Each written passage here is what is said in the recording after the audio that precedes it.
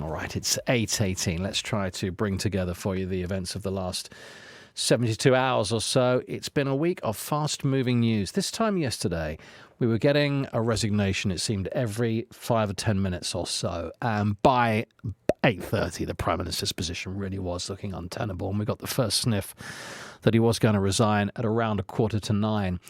Although the Prime Minister says he plans to stay in post, the Tories are running around desperately trying to work out how quick they can appoint their new leader. Georgia Gilholy is political commentator and a columnist for the right-wing blog Conservative Home. Good morning to you, Georgia. We're already getting hearing some noises about the MPs that are going to put their names forward. What are you hearing on the grapevine this morning?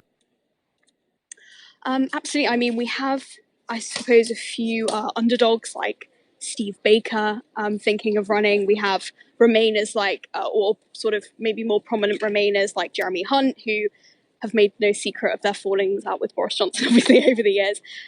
We have, obviously, ministers such as ex-ministers rather, such as Penny Mordaunt, though actually she did not resign this week.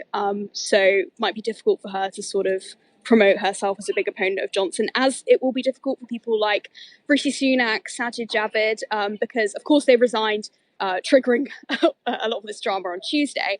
But they've been there throughout all of Boris Johnson's controversies and wranglings through, be it Barnard Castle, though actually Sajid Javid himself was not a fan of Dominic Cummings, actually resigned because Cummings tried to basically have more control over the Treasury, or Sajid Javid was there. But Rishi Sunak was there through COVID, he was there through Barnard Castle, he was there through Partygate. Rishi Sunak himself was fined, and also through the Pincher stuff. And essentially they resigned when it became more of a public scandal. They didn't necessarily resign immediately as these things became obvious. In fact, we don't really know what they knew about it also during their time in office.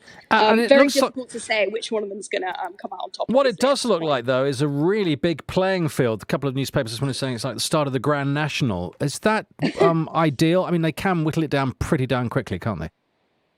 Yeah, I mean, it could be 2 weeks, it could be 2 months. We don't really know at this point how long this is going to go on. But I think for the party, if it does go on for longer with more candidates, more sort of debates, maybe personal issues coming into the furor, it could be more difficult for them. If they install someone pretty quickly who's seen as a safe pair of hands, it could be easy for them to try and build up their reputation prior to the next election.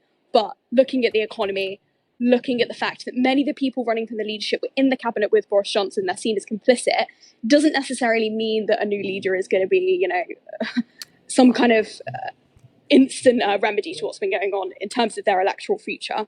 All right. Thank you very much, Georgia Gilholy.